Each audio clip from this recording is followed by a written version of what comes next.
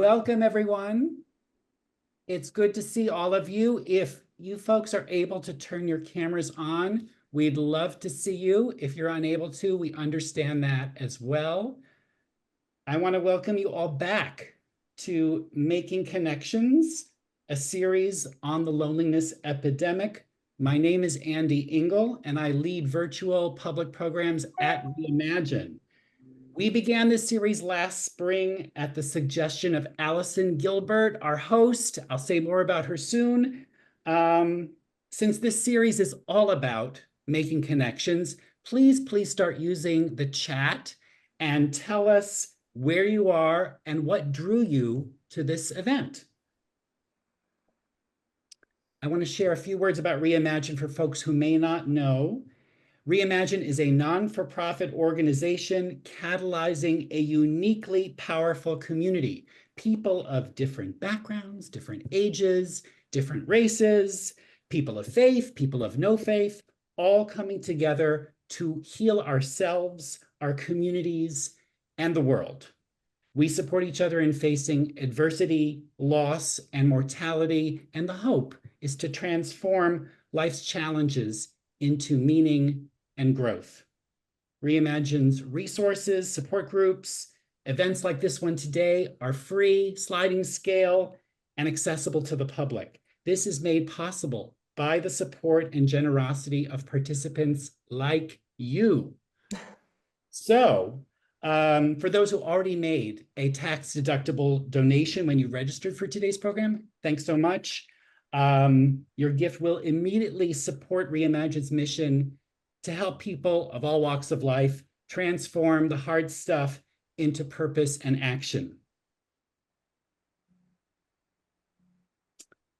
I want to give you all a quick overview of what's to come. We have 3 sessions this fall of Making Connections.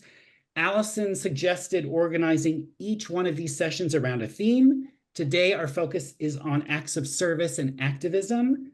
I'm excited to learn from our guests about how helping others is so essential and how creating social change is critical in the effort to combat loneliness and improve our well-being. Next month, the focus is on loneliness in the workplace. And finally, in December, our guests will forecast what's ahead in 2025 in terms of research, policy, and things we can all do to make us feel more rooted in community.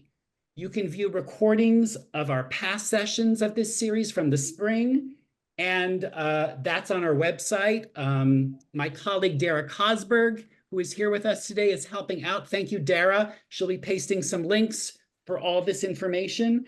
You'll also get a recording of this event in your inbox, along with other resources and information about our speakers. One excellent resource I want to give a shout out to is the Foundation for Social Connection, one of our co-hosts for this series. And just a few words about Zoom. On the bottom of your screen, there's a CC live transcript icon. Click that if you want to get those captions. Also, you can save the chat by opening the chat window and clicking on the 3 dots. I'm going to stop sharing so I can see you all now. And now a few words about Allison Gilbert. Allison Gilbert is a longtime Reimagine collaborator, friend, and host. She is a journalist and writer, the author of numerous books, including The Joy of Connections, 100 Ways to Beat Loneliness and Live a Happier and More Meaningful Life. It is so wise, and it is so cute and adorable, just like Dr. Ruth, the late great Dr. Ruth, with whom Allison co-authored this book. Back in the spring, as part of the series, we were blessed to have an interview with Dr. Ruth and Allison as part of this program. It may have been the last ones recorded before her death. May her memory be a blessing. Allison, this is a beautiful legacy project. And also I want to point out that Allison also hosted another Reimagine conversation series called Past and Present. Those recordings are available on Reimagine's video library. You can follow Allison on social. She's everywhere as A. Gilbert Writer. And now, please welcome Allison Gilbert, who will introduce our special guests. Thank you so much, Andy, and thank you, Dara. It has been a while, you guys, since we have been together, and I don't know about you, but I have been really looking forward to today. And I thank you so much for being here. I want to lay a few ground rules so you know what to expect. This is a safe place. You can put your questions in the chat as we go, and we will get to your questions. You are here for a reason.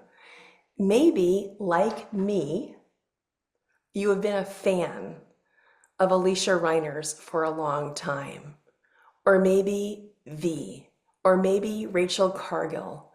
I'm with you. I wanted to talk to them too. So we're going to get to all of your questions.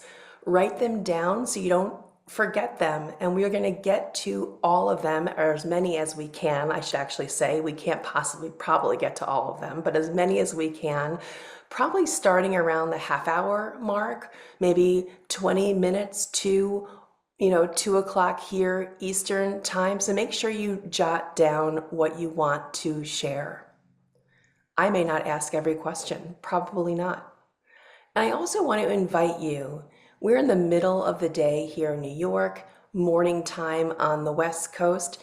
If you need to stop, leave, do something else, do not worry. As Andy said, there is going to be a recording. We know things get busy. As long as you are safe, you can watch. If you feel like you have to drop out at any time, you can always pick this up later. I wanted to have this conversation now that the joy of connections is out in the world. I'm in a really odd place of promoting a book that really is Dr. Ruth's final lessons to us all, the joy of connections. Without her, she died in July and the book just came out in September. And one of the themes in the joy of connections is about being engaged in your community as a force, as a tool for bringing yourself meaningful connections. And that is what Alysia Reiner does. That is what V does. That's what Rachel Cargle does.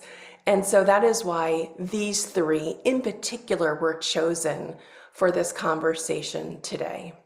So I want to start first with Rachel Cargle. Have you guys seen her delicious memoir? It's called A Renaissance of Our Own. Love the cover, Rachel, by the way. And the book is about your quest to find yourself on your own terms.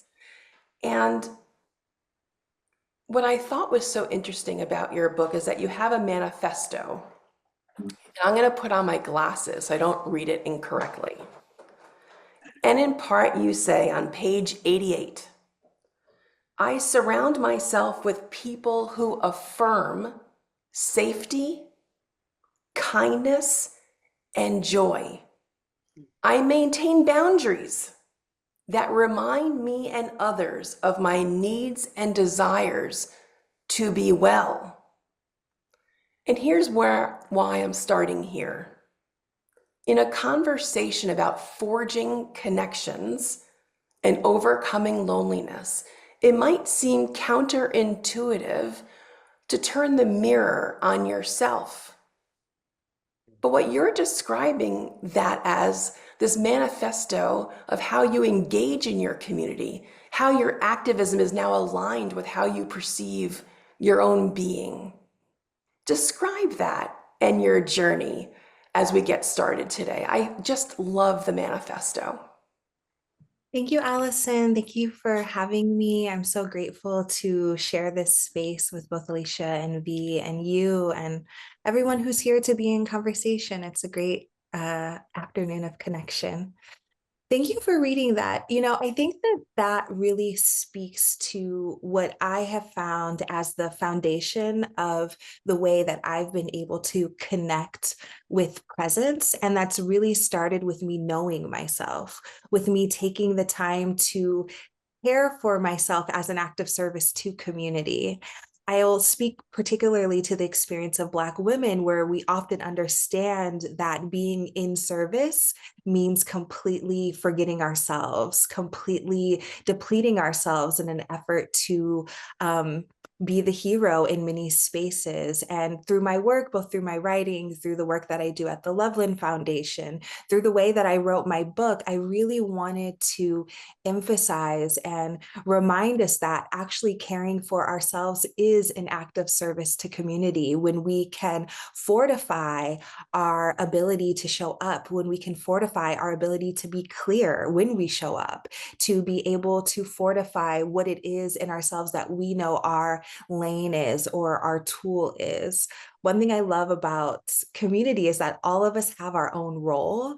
I think a lot about the Black Panther movement and how the people who were standing, with the guns in their hands to protect us from the police were doing the same exact work as the women who were making the breakfast for the children on their way to school. There is no difference in how people recognize how they could show up and be of service. And I think that that particular concept that you read from my manifesto, this idea that one of the first things I can do to be a member of community is to know myself, to hold my boundaries, and to share that with people, and also to ask of them the same things. What are your needs? What are your boundaries? And how can I best show up to that? Is sometimes a really good square one for how we can begin to connect, going in with some clarity and some presence that often the world doesn't offer us, particularly Black women, particularly women, these marginalized spaces that are expected to simply show up and not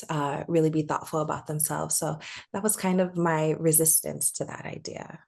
I want to just comment on it because it's so important. I think right under the layer of what you're describing is authenticity, that you are not going to find your people the way you want to connect to show up in the world in a real way if you think you're showing up because it'll look good to somebody else, or that's something to pad my resume. I might as well do that activity. What Yes. we're talking about here is looking at yourself in the mirror or creating a manifesto like Rachel did.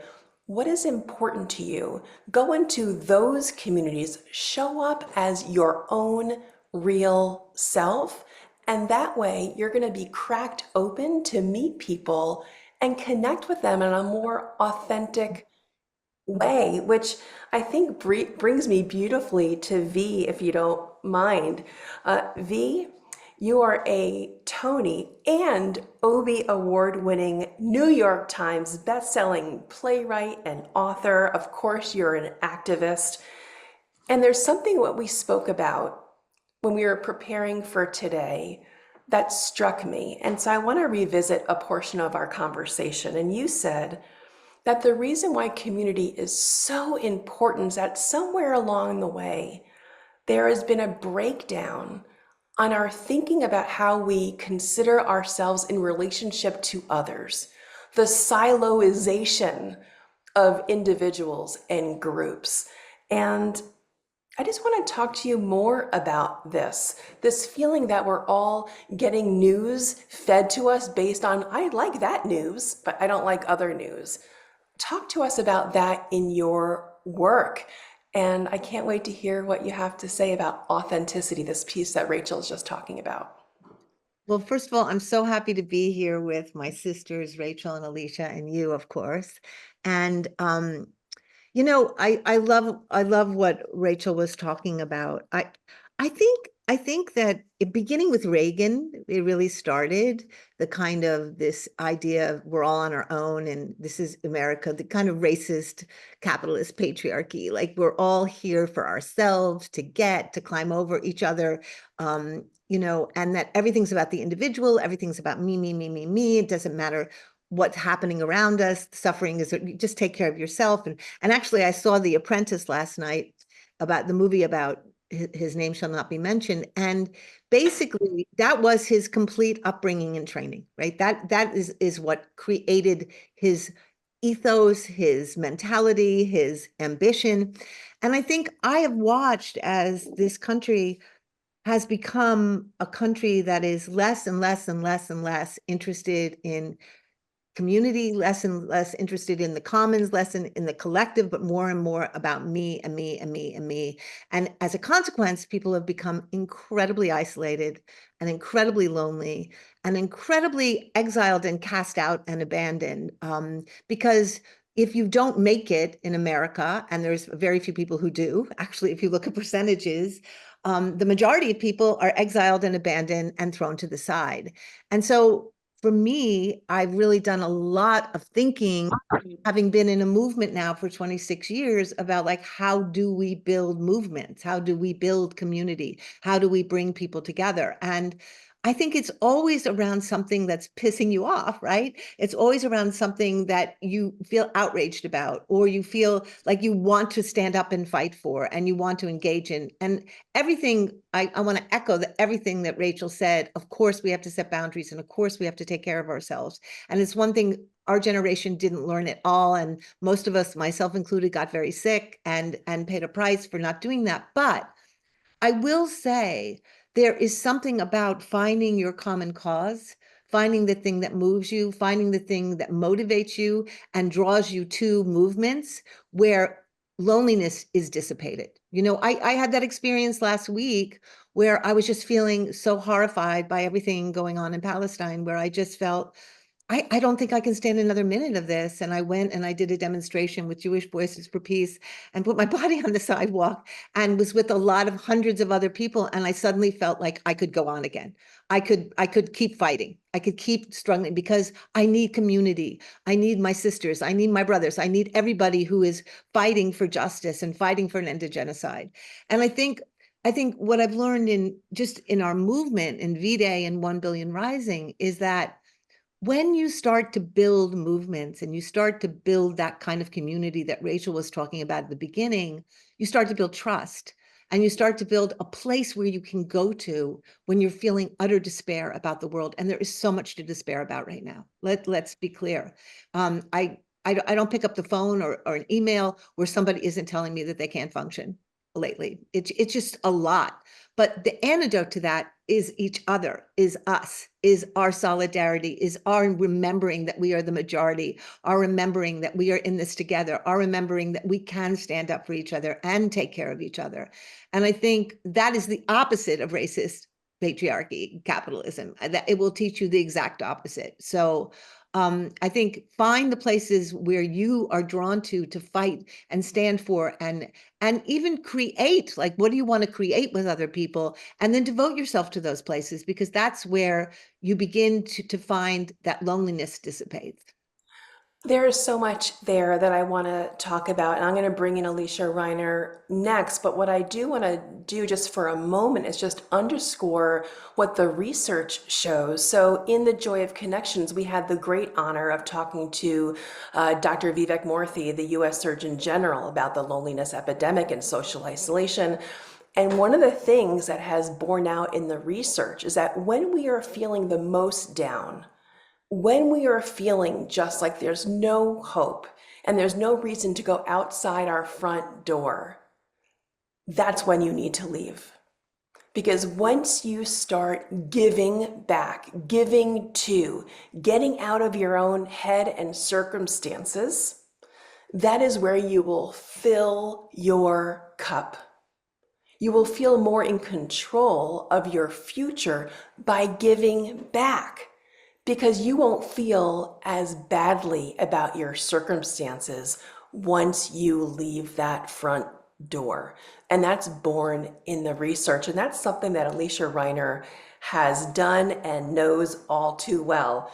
So truth be told, I've known Alysia for a very long time, and I consider her one of my best friends. So I am just so honored that she would be with us today. You may know her because she was Fig in Orange is the New Black. She won a Screen Actors Guild Award for that, shall I say. But while she has been on HBO's The Deuce, she has been in more than 150 episodes of other incredible shows like Better Things, and soon to be on The Diplomat too. I think, Alysia, you could have kind of gone into a Hollywood bubble. But you didn't. You have chosen time and time again to give back. And I am just wondering why. Why you use, in your words, and I'm quoting from your website now, you use your superpowers for good. Why? Why don't you just sit back and, you know, just do the acting thing? Um, First of all, it's I get really uncomfortable when like people do my credits. I just need to like say that out loud. I'm like, oh, but and it's so funny when you were speaking, because what I thought you were gonna say is like, why did you become an actress? I know you so well. I thought you were gonna become a therapist. Because there is this part of me that like being in rooms like this, the minute like everyone started to populate, it's one of my favorite things on the planet is sharing space and sharing community and talking about how we evolve culture together. And I remember when I was a kid seeing Meryl Streep on TV, and she was talking about apples and getting the pesticides off of apples. And I felt like it was so cool that this actress that everybody knew and everybody loved was actually helping evolve culture, not just in the stories she was telling as an artist, but also on the planet. And I was like, oh, if I could do that, that's what I want to do. Like, I know I want to be an artist and an actress, but if I can use my superpowers for good, if I can use my talent as an actor to tell stories like the vagina monologues. Like next week, I'm doing a play called The Turnaway that's a one night only benefit. It's based on something called the Turnaway Study that is all women who've been turned away from abortions, and it's a beautiful beautiful piece, and it's mostly actually these women's voices, and we're doing that in part to raise funds and awareness for abortion providers, and in addition to raise awareness about Prop 1. If y'all don't know about Prop 1, I suggest you educate yourself about Prop 1.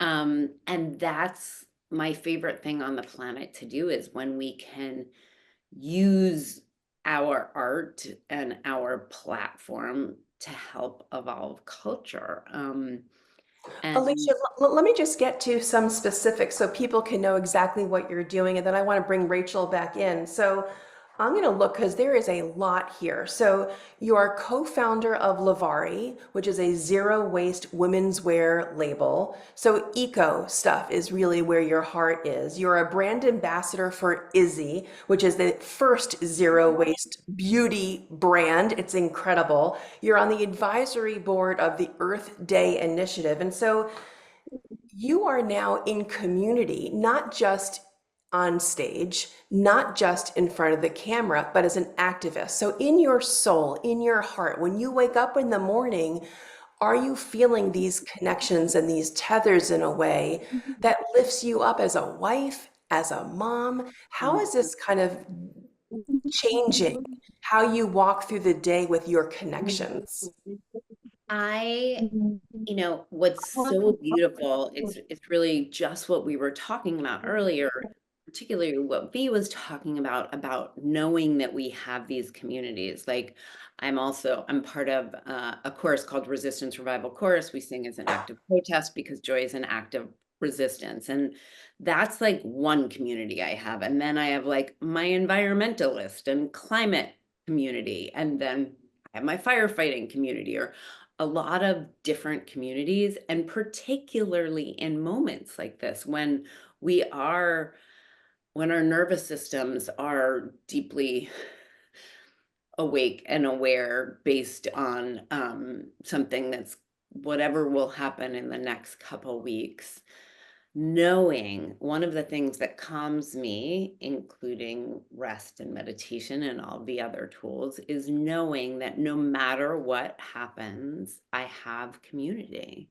That, just like V was saying, that is something that is deeply calming to me. And having these communities of people who are deeply dedicated to the same things that I am, which is really equality for all. Like, my liberation is tied to your liberation. Uh, Rachel, I read your book yesterday.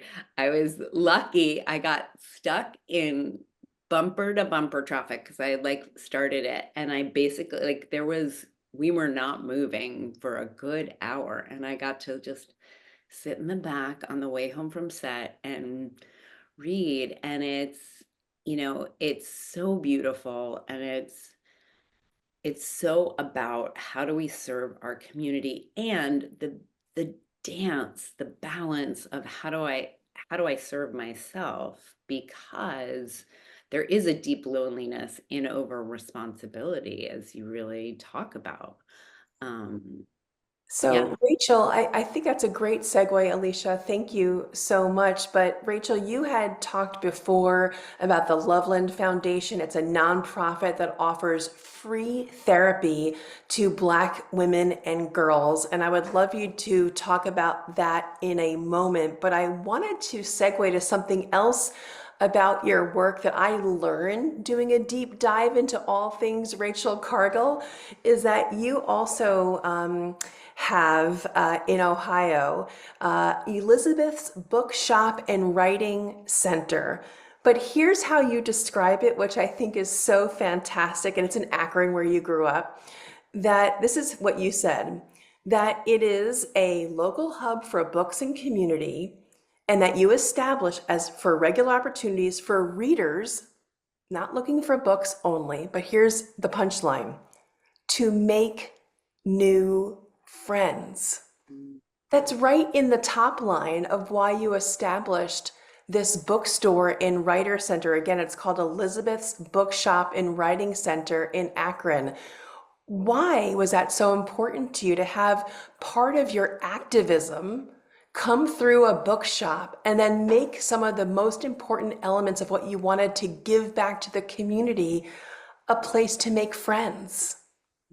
Well, I think that it really connects to what Alicia said, using my talent, my work, my platform, which we all have. I think social media can sometimes skew our understanding of what a platform is. We think it's either a million followers or a large company, when our platform is really our kitchen table, our classroom, our neighborhood.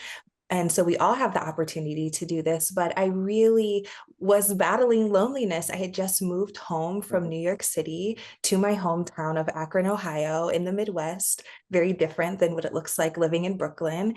And I decided that I wanted to create the place where I often found community in the city, around literature, around art, around creativity. And also I wanted a space where my most authentic self could sit at the feet of the authors that were on the shelves.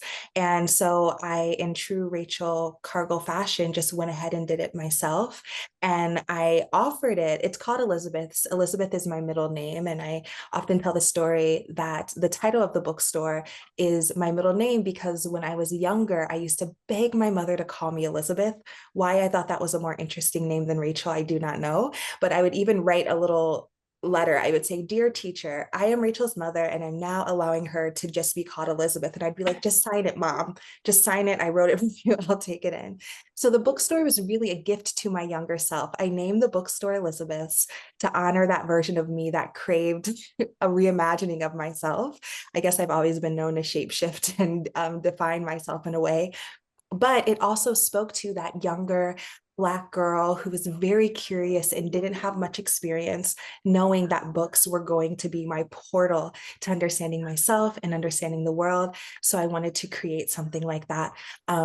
in my hometown, and we've been here creating community through lots of wonderful programming, but even the type of community that just comes from two people standing at the same shelf asking each other, have you read this author, have you heard their story?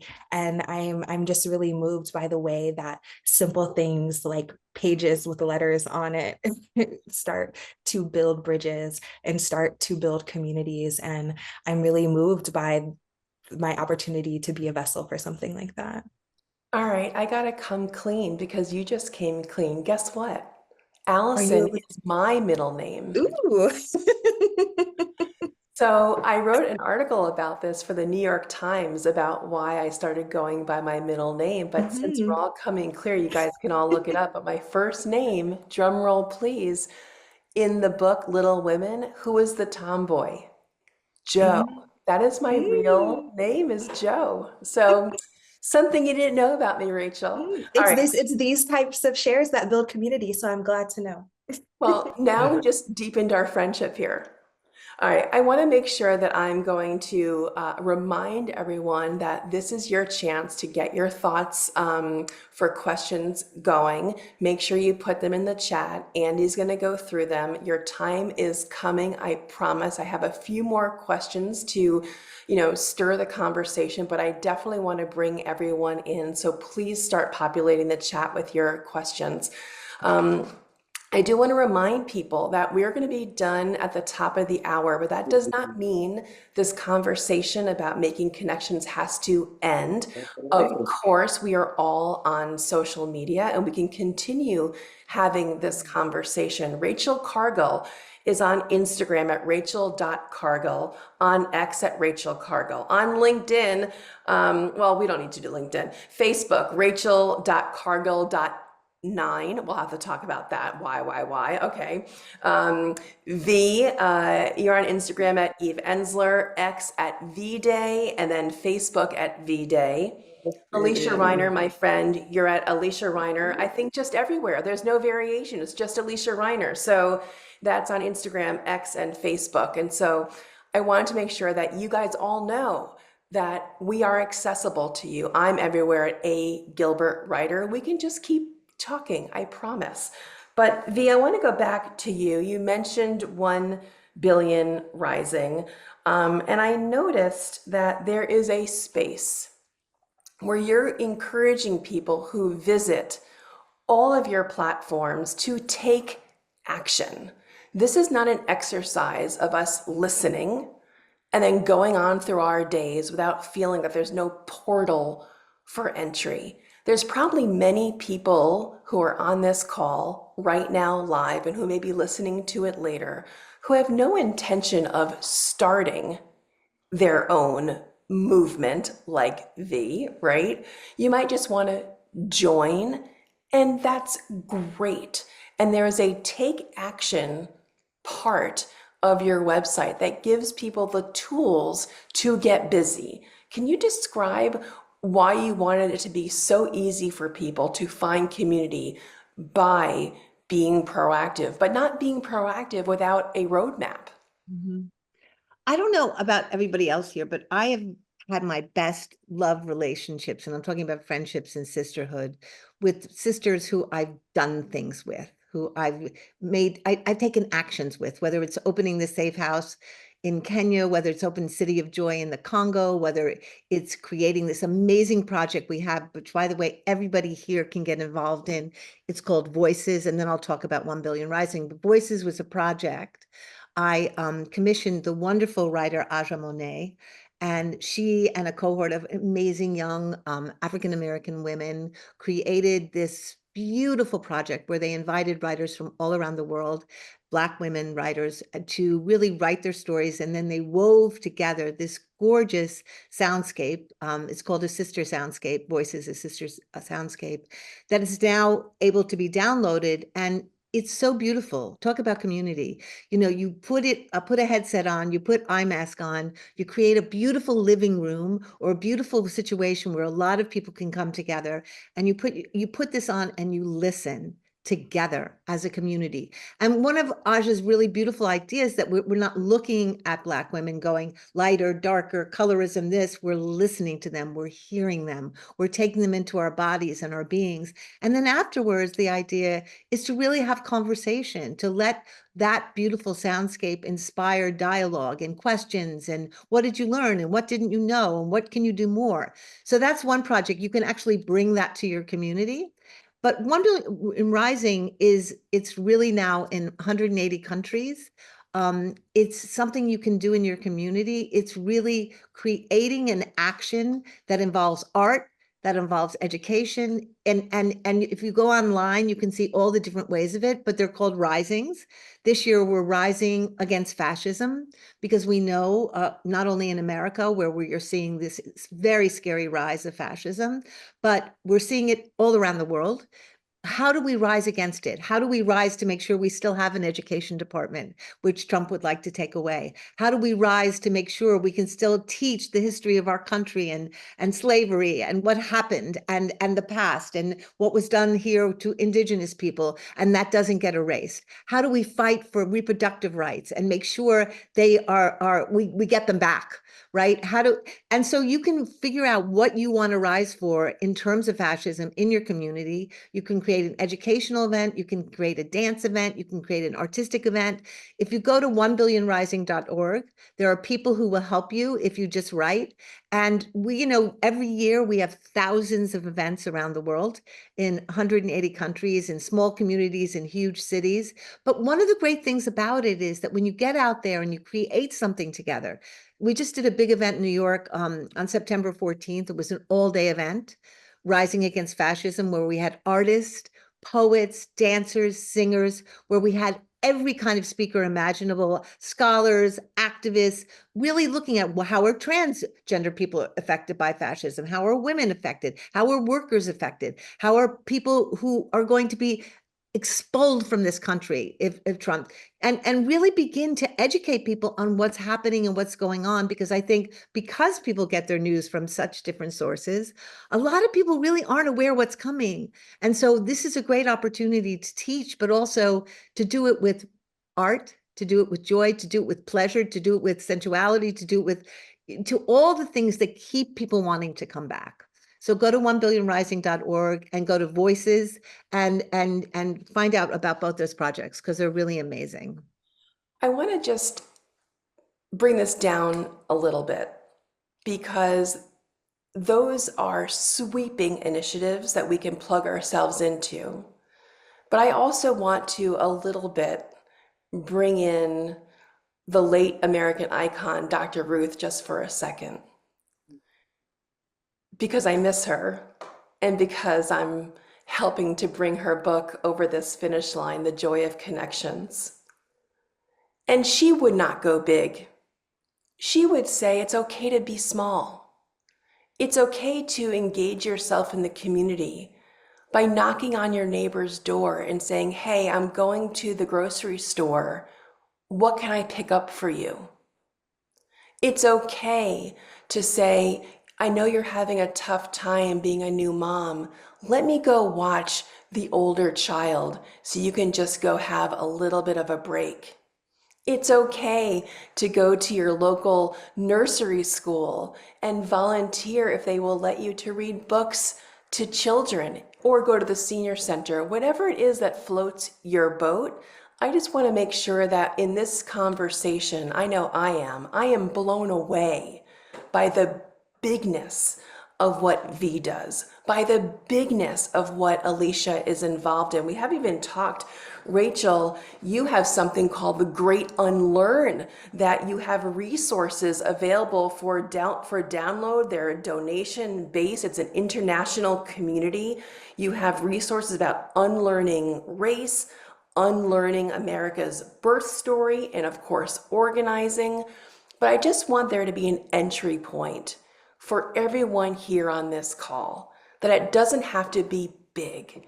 You can have a meaningful community connection on the most micro level. So I love big, but I also want to welcome into this space small, because I think that can also be incredibly impactful. Andy, I would love you to come in and help us go through the chat, see what's percolating, what is on everyone's mind, and what questions that we should put to Rachel and V and Alysia. There was a question from Kristen. When we feel the deep guttural pangs of loneliness, is it more beneficial to let ourselves feel those deep feelings or to direct yourself into community and other belonging activities? Or maybe it's a combination of both. Alysia, what do you think? Yeah, I mean, my first reaction is yes, both and, as a professional feeler, that's kind of my job. One of my favorite expressions is a Buddhist expression, which is my open heart keeps me safe. And keeping our hearts open and being willing to let the tears flow and feel the feels is deeply healing and deeply important, and to let it wash through us, especially around grief.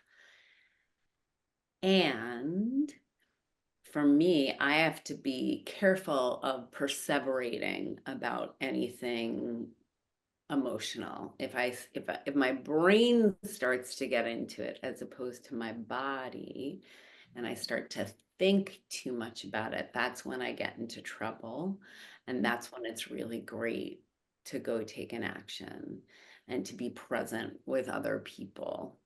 And sometimes it's about just sharing my feelings in a group like setting can be deeply healing. Sometimes it's showing up at something like this can be deeply healing.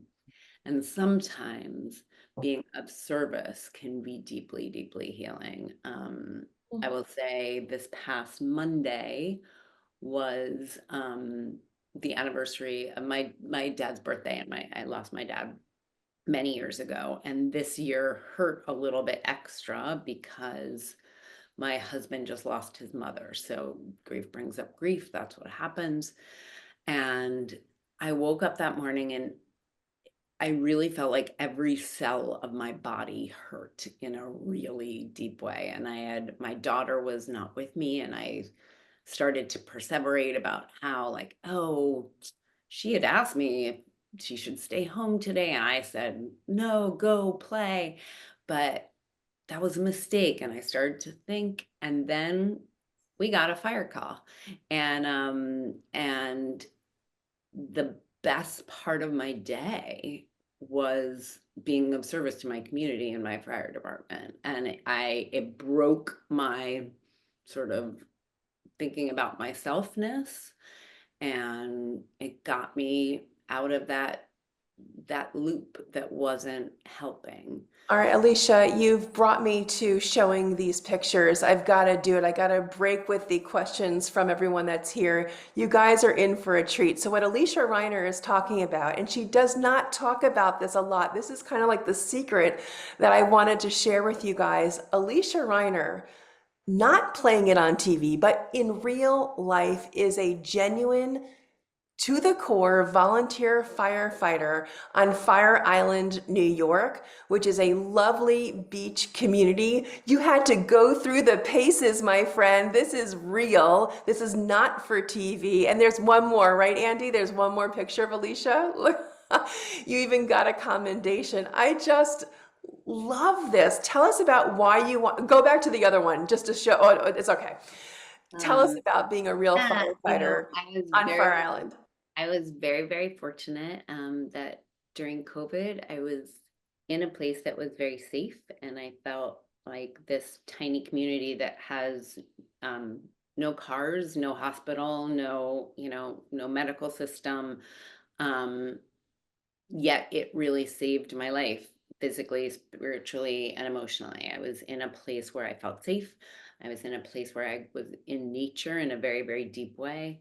And I realized how deeply privileged that was. And I really wanted to give back to that community that I felt saved my life. And if you had asked me like 5 years before, do you want to be a fire person? Like, or any year before, like that was just not part of my dreams at all. But it was because that's all we have there, and we all keep each other safe. That's how we all keep each other safe.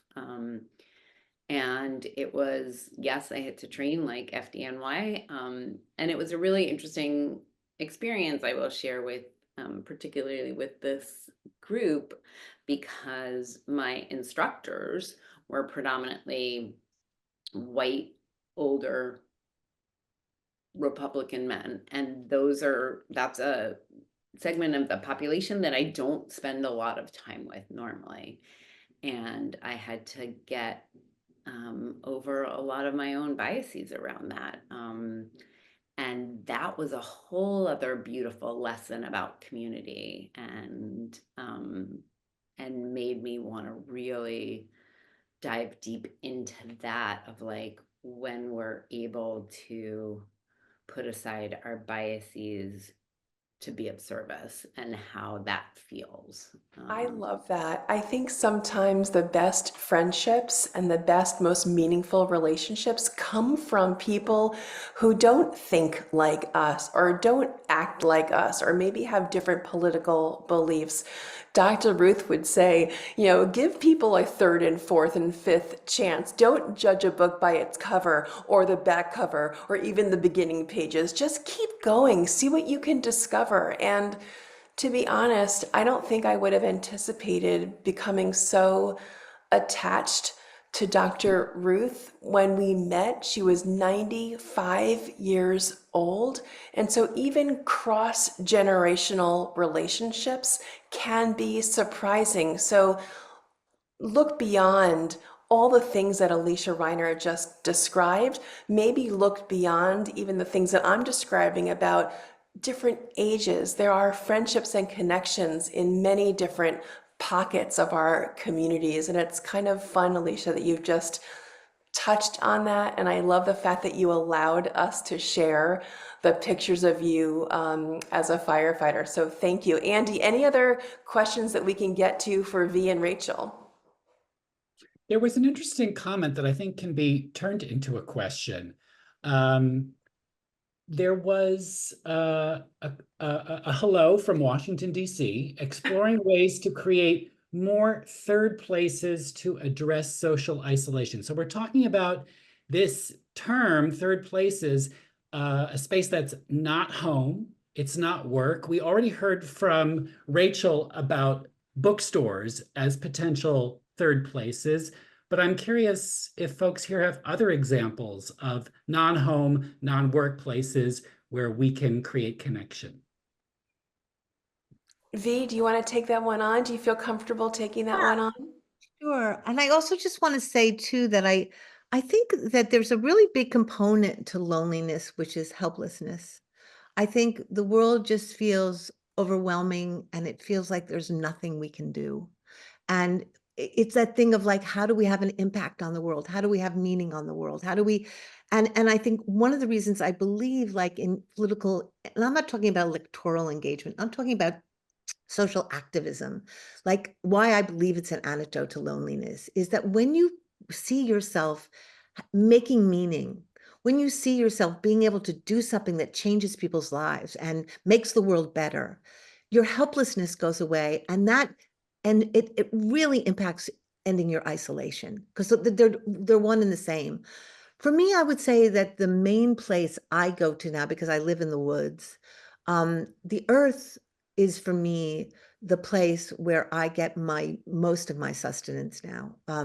I have something that I call my earthship outside, where I go and I pray 2 or 3 times a day, and my work is to connect myself as deeply as I can to the mother, and really get instructions and get downloads of how to serve and how to be her best daughter. Like how am I your best daughter?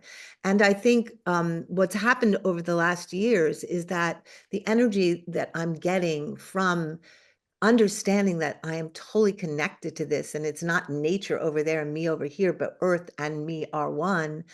I am filled with so much energy and so much all I can say is like her wisdom, her instincts, her understanding of this world that we're living in. And I'm finding myself just wiser in my life and more loving in my life. And, you know, I notice people in the chats were talking about like not using words like fight and because they're violent. And I understand what people are saying, but for me, fight is like an energy force. Fight is like we're willing to stand up for things that we believe in. We're willing to take on people who are destroying people's lives. We're willing to take on people who are making people homeless. We're willing, and that fight feels like a beautiful thing. It feels like a communal thing. It feels like an energetic thing. So I want to say it's not a violent thing.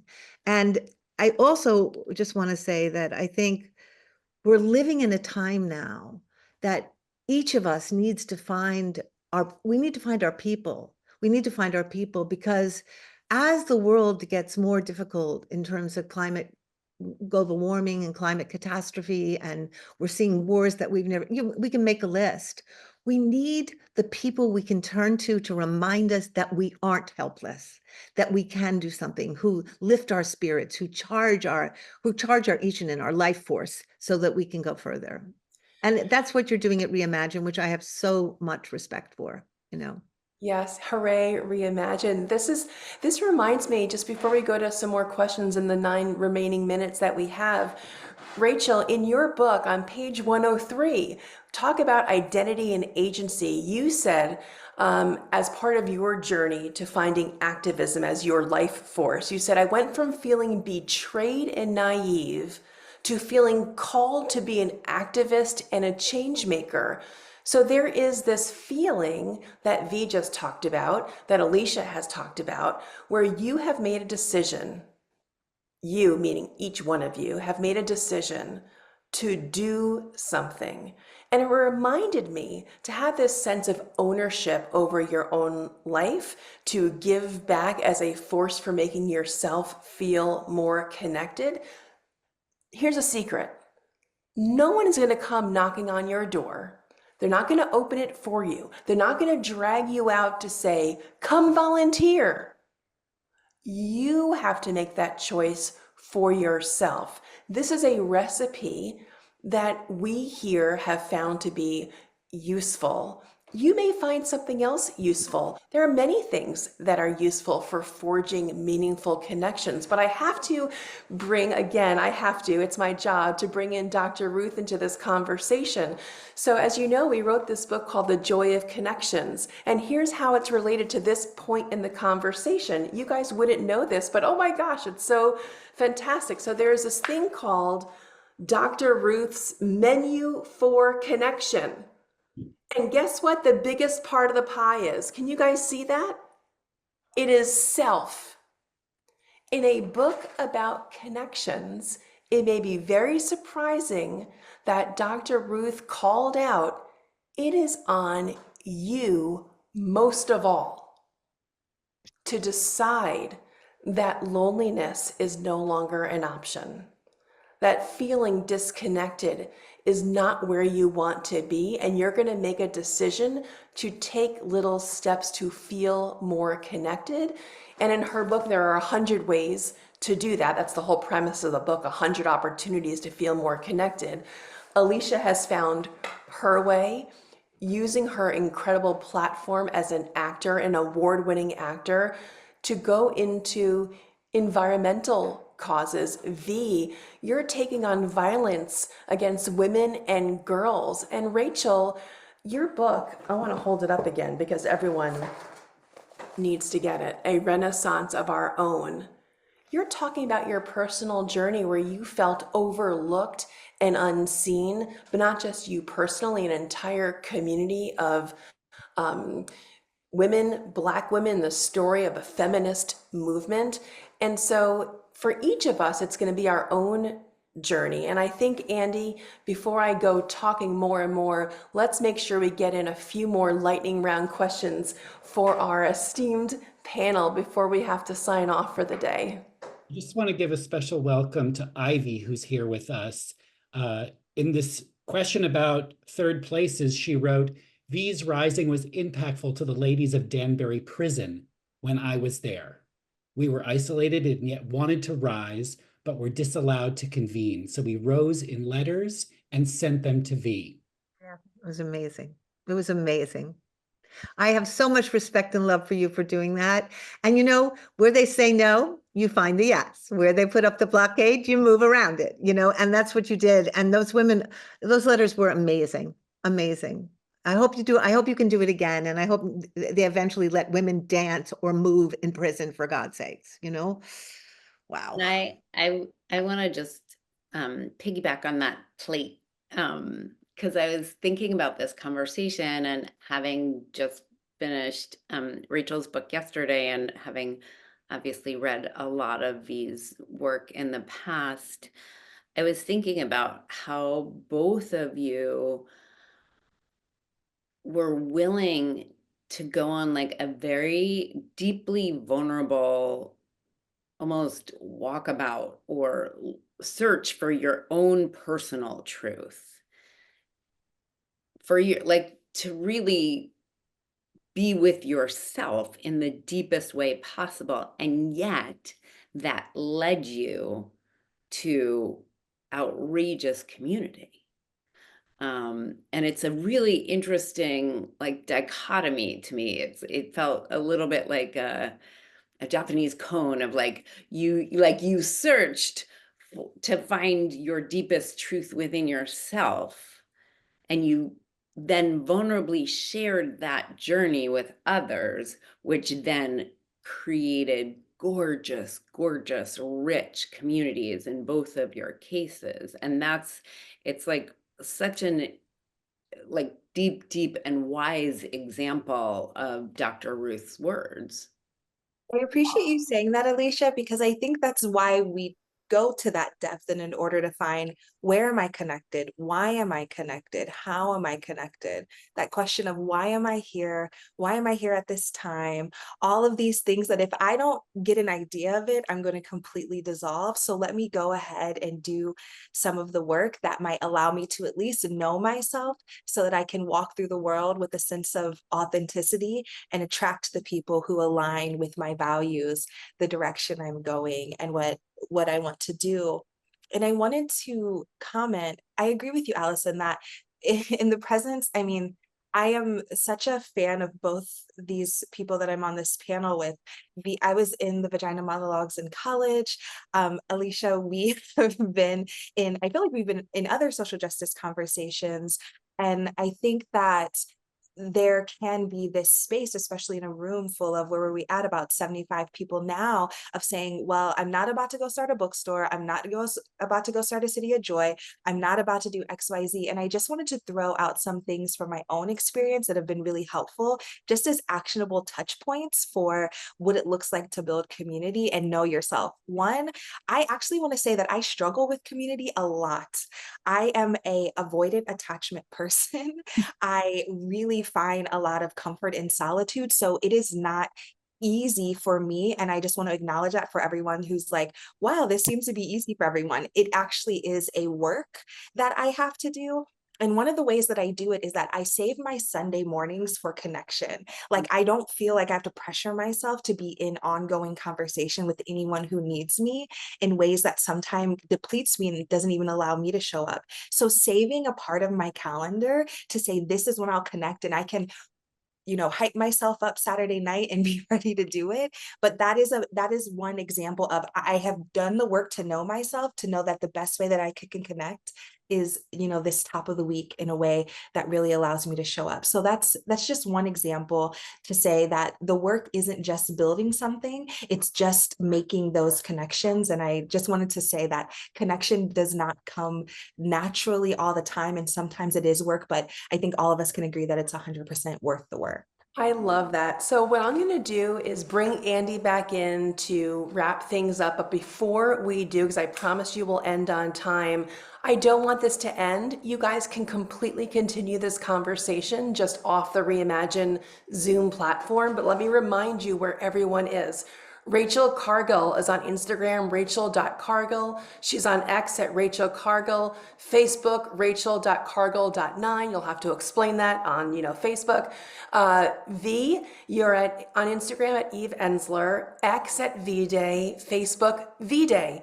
Alysia Reiner, you're everywhere. You're easy. Everywhere, Alysia Reiner, and I'm everywhere, A. Gilbert writer. Please connect. Andy, back to you. You've got literally 60 seconds. Rachel, V, Alysia, Allison, thank you for being everywhere in the world. Once again, thanks to those of you who came today, who showed up. And for those of you who donated to Reimagine before registering, you can still support our efforts to provide free, accessible, and engaging programs like this one. And please complete our survey. Dara just pasted a link to our donation button. She's also going to paste the survey. If you have some time now to fill that out, we're going to hop off, but keep filling it out. Okay, please. We want your feedback. We want to improve these programs. And please join us for next month's session of Making Connections. The focus is on the workplace. So please join us for that. The link is in the chat. Final words from Rachel and from V and from Alysia and Allison. What is giving you some hope and courage right now as we get closer to November 5th? I went out and I early voted today and I saw lots of people there. So I feel hopeful that's something. I don't have any more than I have taken to actually using my imagination, since we're talking about reimagining. So as of a couple days ago, I decided I'm only gonna imagine announcing President Harris. Like that's all I'm imagining right now. Imagine that. Like it's so exciting to imagine. How about you, V? I take hope from the earth, and every day she shows up and does more astounding things than she's done before. And that keeps me going, whatever's going to happen. I feel like it's so glorious right now upstate, and it's raining leaves, and the beauty gives me hope. Right? Being on this conversation gives me hope. Looking at women who stand up for other people and who care and who open bookstores and firefight and do Making Connection gives me hope. So I'll leave it there. I feel so lucky to have been here with you guys today. Thank you so much, Andy, Reimagine, Dara. I'm so grateful. Rachel, V, Alysia. Thank you, you guys, and I'll see you next month. I can't wait to see you guys again. Thanks again. Thank you.